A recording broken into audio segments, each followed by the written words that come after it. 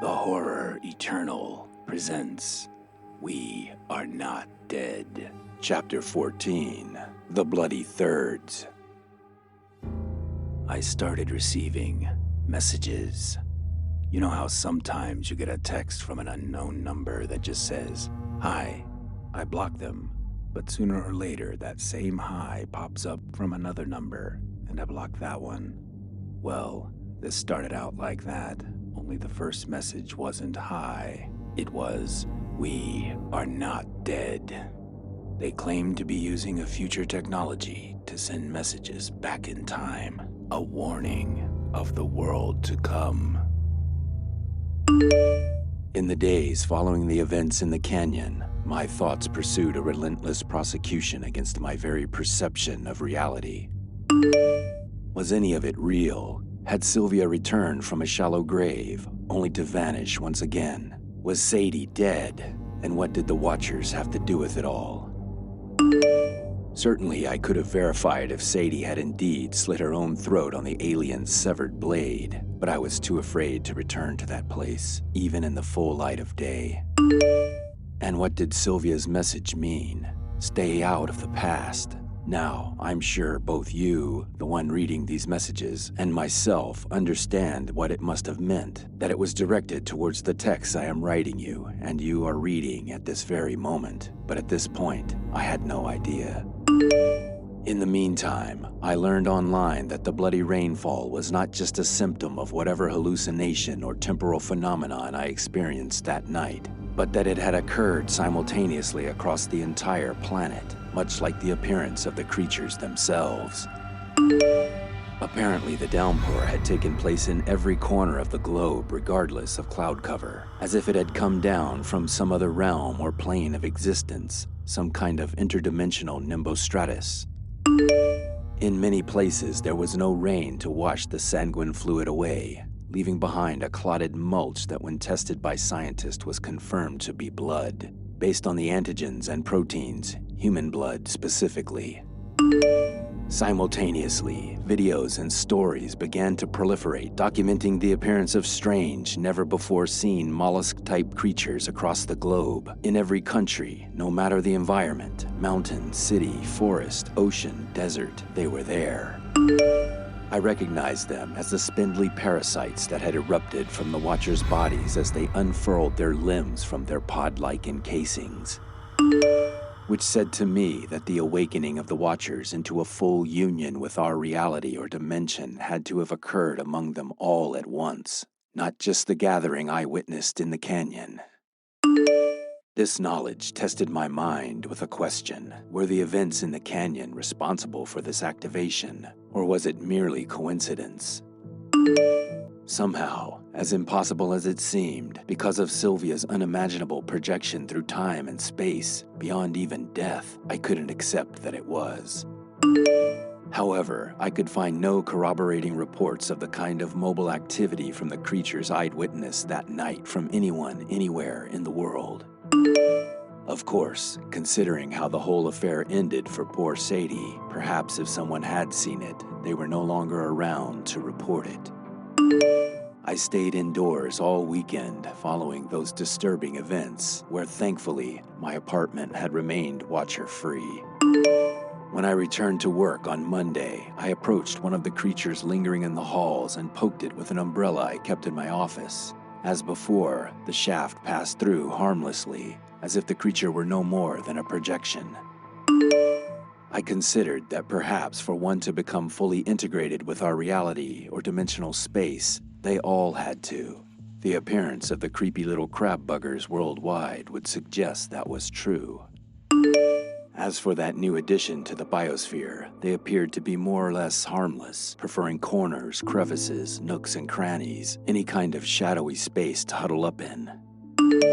When dragged out for cameras by the curious public, they displayed no self-defensive measures. They simply squirmed toward the nearest place of cover, straining to slip back into the comfort of darkness.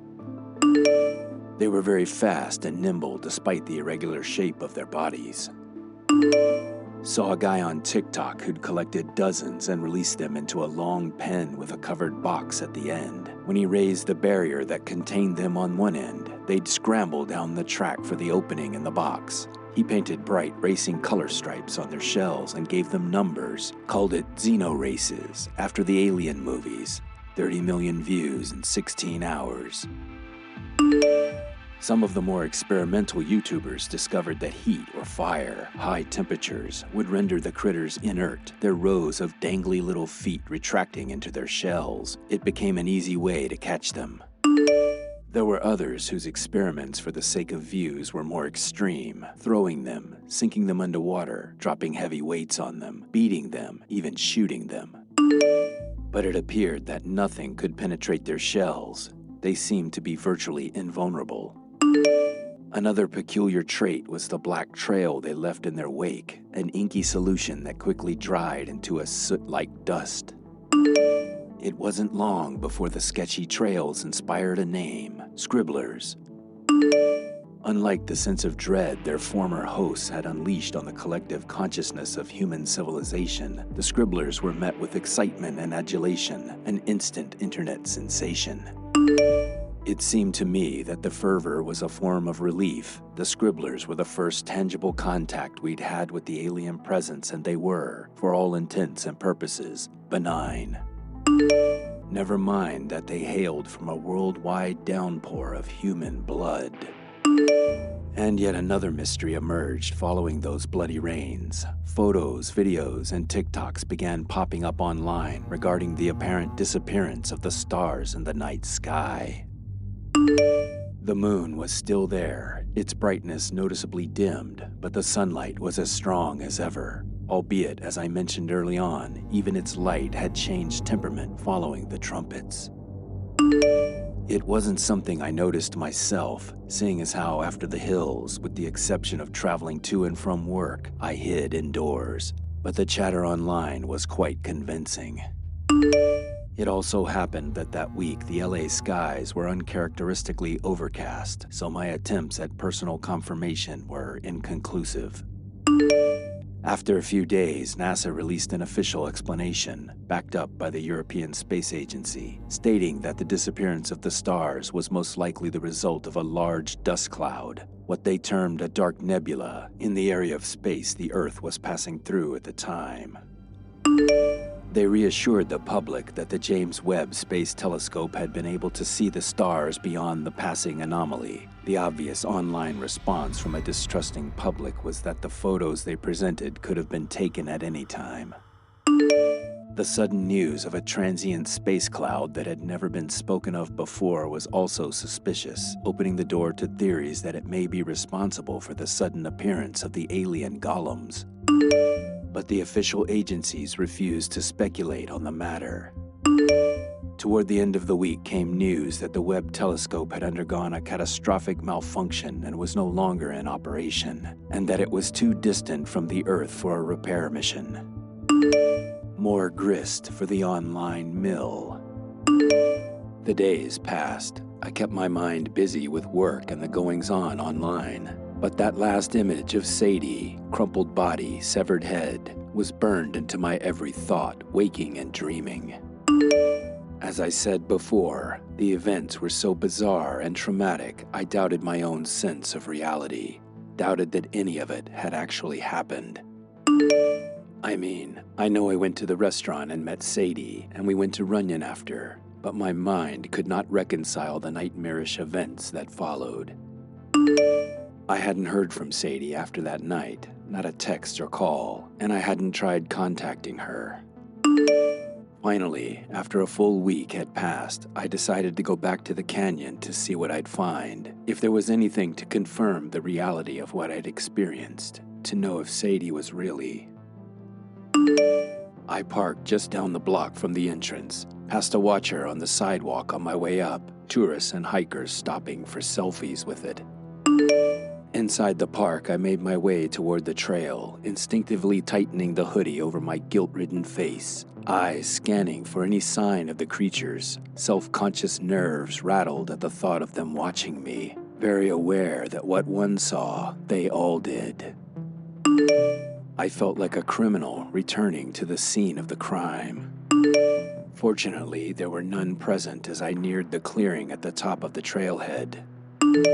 There were a good number of hikers at the overlook where Sadie had died. No sign that anything had taken place. The dirt was clean of blood, no police tape, nothing.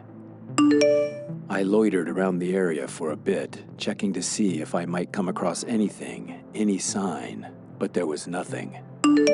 Did my best to act casual as I stepped off the trail into the underbrush where I discovered Sylvia's remains. I was shaken to find it had been cleaned up and raked over. All the debris torn up by the Watcher's talons gone, the dirt packed smooth. I pressed the sole of my shoe against the surface, but the ground was solid. I kicked at it, but nothing gave. No sign of shallow or loose soil. Then dropped to my knees and attempted to dig, but my fingers were met by a hard, dry earth. A sudden echo of female laughter struck my frazzled nerves. I jumped up, spun around, every muscle tense, eyes wide, expecting to find her there once again, the ghost of Sylvia. But there was no one. The musical giggle rang out again, muscles slightly relaxed now. My eyes went to the source. 2 girls walking up the trail above the clearing. A heavy breath deflated the tension in my chest. My gaze fell to the clearing once more. Questions rose up in my mind. Was it all in my head, projected there by the Watchers? Some kind of surreal psychic contact? Seeing that the physical remains were no longer present, I had to assume that the case. All of this must have been an attempt at communication. The obvious question arose, why me? What are they trying to tell me? Stay out of the past. I mean, could it be as simple as them trying to alleviate my pain and guilt over Sylvia's disappearance? Was stay out of the past simply their way of telling me to let the pain go, to move on? Were they nothing more than some kind of extraterrestrial self-help gurus? If that were so, shouldn't there have been others having these kinds of interactions? But of all the internet hoopla over the bizarre happenings of late, I'd not seen any mention of anything remotely like communication of any kind, mental or physical. Sadie was the only person I'd met who'd expressed a similar experience. But of course, she was with me. She did seem to let on that the creatures had guided her to bring me to the park that night. My God, I thought, was Sadie even real? Could she have been nothing more than a figment of my imagination, some kind of mental projection from the Watchers? Could I have been sitting in that restaurant alone like some kind of paranormal Tyler Durden? Was Sadie ever real? And if she wasn't, did that mean Kate wasn't either? How deep did this go? I looked around, rocked by a sudden disorientation. Even my surroundings no longer felt real, like I was in some other reality, a world of familiar sights I'd never seen before. I decided to get out of there. There wasn't anything more I could do, and now my grip on reality seemed to be slipping away. As I stepped out from the underbrush to the trail, I noticed an older man in a beat-up Phillips 66 hat and reflective sunglasses watching me. I averted my eyes to avoid contact. But my efforts were of no use. It was clear he'd fixated on me. He stepped closer, excitedly. "Crazy, right? You looking for bones?" His words slapped me dead in my tracks. "I'm sorry, what?" I responded. "The bodies. They found 2 bodies here last weekend. One had been buried in that clearing you just come up out of. The other one out here on the trail. Head was whacked clean off. Big mess for a few days. I come up on the headless one in the morning with some other hikers." His words ground me back to reality. A whole other kind of disorientation punched me with the realization that everything I remembered was true. I tried my best to remain calm, unaffected. No, I had no idea. Just had to take a piss is all. He continued. "Yeah, they cleaned it all up really quick. Put everything back the way it was practically overnight, like they were covering something up. But I seen it with my own eyes. It was gruesome." Scary. I nodded and continued on my way. As I headed back down the trail, I gave one last look to the clearing, only to meet the empty black orbs of a Watcher who had suddenly appeared there. My body began to shake as I averted my eyes to the ground ahead of me and picked up my pace, carrying me away from its accusing gaze. I drove straight home. I felt numb, a sudden detachment from everything, from reality itself. Heading up to my apartment, I grabbed the mail from the cluster box in the lobby. As I slogged up the steps, I noticed a curious letter in the stack. I pulled it out and studied the smudged dark red handwriting that spelled out my name and address. No return label, no postage. I had to wonder how it got in the box without postage. Once inside, I ripped open the envelope and removed the folded letter inside. The words were scrawled in the same thick red strokes as the address. My eyes scanned the page. While clearly scrawled with the tip of a finger as opposed to a writing utensil, it was disturbingly clean and precise. Getting a sense of the words as I looked it over, I began to read. Mr. Xavier, to the reader, withholding my last name for reasons previously disclosed. We are a human contingent concerned about the alien threat to our planet.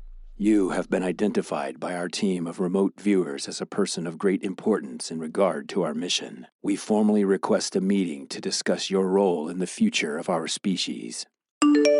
It was signed, The Assessors. The letter was followed by what appeared to be a web address consisting of a series of random numbers, no letters, followed by a .source TLD. As I considered the message, a sudden knock at the door sent shockwaves through my already skittish nerves. I slid the letter back into the envelope and placed it at the bottom of a cabinet drawer. I stepped slowly toward the door, listening. I heard nothing on the other side. As I leaned into the eye hole, another knock rattled the door. I pushed up to the glass to spy the back of a black fedora and a matching high-collared coat. The figure turned sharply and my gaze was met by a pair of piercing blue eyes. Instinctively, I jerked back from the door. Something in those eyes sent a wave of déjà vu through my mind and body. I can't tell you what possessed me to do it, but I suddenly felt compelled to unlock and open the door. A tall figure draped in a long black coat stared back, the unnatural orbs set in an otherwise blank expression. Two other black-clad men in matching suit-fedora combination flanked him, their eyes covered by dark shades. All of them had the same pasty white skin and appeared to be bald beneath their caps. Only some slight differences in their facial features set them apart. They said nothing as once again I felt compelled to step back, my body language inviting them in.